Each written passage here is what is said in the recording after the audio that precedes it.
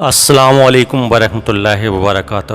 ناظرین کرام، آپ نے جو تھمبنیل میں پڑھا وہ بالکل صحیح پڑھا، کیونکہ جس بد قسمت نے رمضان پاک کی قدر نہیں کی اور اس میں نیک عمل کر کے اپنی بخشش نہیں کرائی، اس نے اپنے آپ کو ہلاک کے گڑھے میں ڈال دیا۔ محبوب خدا حضرت محمد صلی اللہ تعالیٰ علیہ وآلہ وسلم کا ارشاد ہے کہ تم لوگ ممبر کے پاس حاضر ہو جاؤ۔ پس ہم ممبر کے پاس حاضر ہوئے۔ جب حضور اقدس حضرت محمد مصطفیٰ صلی اللہ تعالیٰ علیہ وآلہ وسلم ممبر کے پہلے درجے پر چڑھے تو فرمایا آمین۔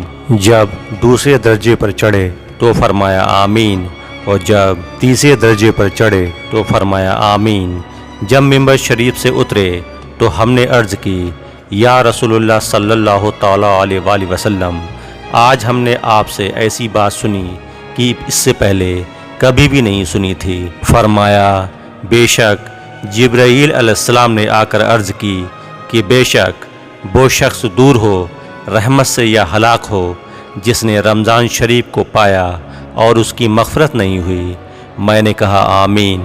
جب میں دوسرے درجے پر چڑھا تو اس نے کہا کہ وہ شخص دور ہو جس کے پاس آپ کا ذکر ہوا ہو اور وہ درود شریف نہ پڑھے۔ میں نے کہا آمین۔ جب میں تیسرے درجے پر چڑھا تو اس نے کہا کہ دور ہو وہ شخص جس کے ماں باپ دونوں یا ایک کو اس کے سامنے بڑھاپا آئے اور وہ اس کو جنت میں داخل نہ کرائے۔ میں نے کہا آمین۔ اس حدیث شریف میں ہے کہ سیدنا جبرائیل علیہ السلام نے بارگاہ مصطفیٰ میں 3 بار بددعا کی اور حضرت محمد صلی اللہ تعالیٰ علیہ وآلہ وسلم نے ان تینوں دعاؤں پر آمین فرمائی۔ اول تو سیدنا حضرت جبرائیل علیہ السلام کی بددعا کچھ کم نہ تھی، پھر سید العالمین حضرت محمد صلی اللہ تعالیٰ علیہ وآلہ وسلم کی آمین نے اس بددعا پر محض صفت فرما کر اور سخت بنا دیا۔ اللہ کریم اپنے حبیب پاک حضرت محمد صلی اللہ تعالیٰ علیہ وآلہ وسلم کے صدقے میں ہم گناہ گاروں کو ان تینوں بددعاؤں سے محفوظ فرمائے، آمین۔ ورنہ ہلاکت میں کیا شک بشبہ ہے۔ ایک شخص جس کے لیے بددعا کی گئی وہ ہے کہ جس کے پاس حضور سراپا نور سید عالم صلی اللہ تعالیٰ علیہ وآلہ وسلم کا نام لیا جائے اور وہ آپ پر درود شریف نہ پڑھے تو ایسا شخص اپنے آپ کو ہلاکت کے گڑھے میں ڈالتا ہے اور اللہ بزرگ بابرتری کی رحمت سے دور ہو جاتا ہے۔ اسی وجہ سے بعض علماء کرام کے نزدیک حضور صلی اللہ تعالیٰ علیہ وآلہ وسلم کے نام مبارک پر درود شریف پڑھنا واجب ہے، خواہ نام مبارک جتنی مرتبہ مذکور ہو۔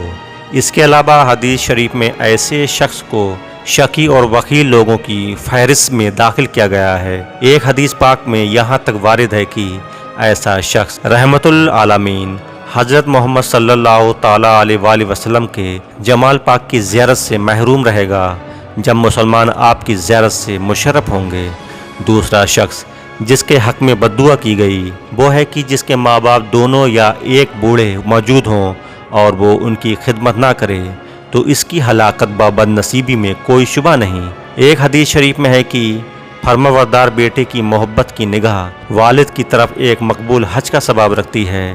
جتنی مرتبہ والد کو محبت کی نگاہ سے دیکھتا ہے اتنے ہی مقبول حجوں کا ثواب اس پر مستحق ہوگا، ماشاءاللہ سبحان اللہ۔ تیسرا شخص جس کے لیے بددعا کی گئی وہ ہے کہ جس پر رمضان مبارک گزر جائے اور وہ بخشا نہ جائے، یعنی رمضان مبارک جیسا خیر برکت کا مہینہ بھی غفلت با میاسی میں گزارے اور عبادت الہی میں اور توبہ با استغفار میں مشغول نہ ہو۔ حالانکہ رمضان شریف میں مغفرت اور رحمت کی باکثرت بارش ہوتی ہے، پھر بھی اس کی بد اعمالیوں اور کوتاہیوں کی وجہ سے اس کی بخشش نہ ہو، تو بتاؤ کہ اس کی بخشش کے لیے اور کون سا وقت ہوگا۔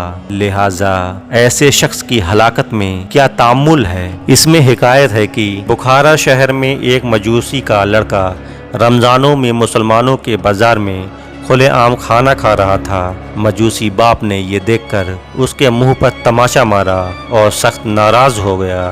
لڑکا بولا ابا جان तू भी तो रमजान मुबारक में हर रोज खाना खाता है। बाप ने कहा, बाकी मैं रोजा नहीं रखता और खाना खाता हूँ, मगर खुफिया तौर पर अपने घर में बैठकर खाता हूँ और मुसलमानों के सामने नहीं खाता और उस महीने की बेहुरमती नहीं करता।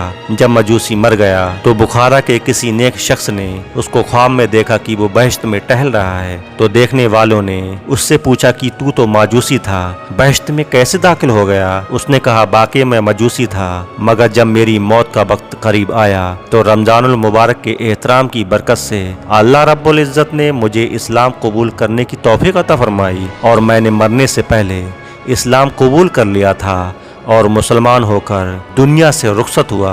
तो ये बहश्त का दाखिला मुझे रमजान पाक के एहतराम की बरकत से मिला है। माशाअल्लाह, सुभान अल्लाह। नाज़रीन इकराम, कहने का मतलब ये है कि जब भी रमजान शरीफ आए तो हमें इसकी खूब कदर कर लेनी चाहिए, क्योंकि इसकी बहुत बड़ी फजीलत है। मैंने इसकी फजीलत के लिए एक वीडियो बनाई है जो मैंने ऊपर आई बटन पर लगा दी है। आप वहां जाकर क्लिक करके उसके ज़रूर देखें और सब आपके मुस्तहक बने। नाज़रीन इकराम, अगर वीडियो पसंद आए तो आप इसे लाइक ज़रूर कर देना।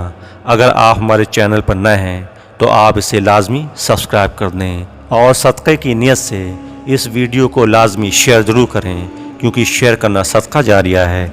अब मिलते हैं अगली बार एक नई वीडियो के साथ आपकी खिदमत में। तब तक के लिए अल्लाह हम सबको सलामत रखे।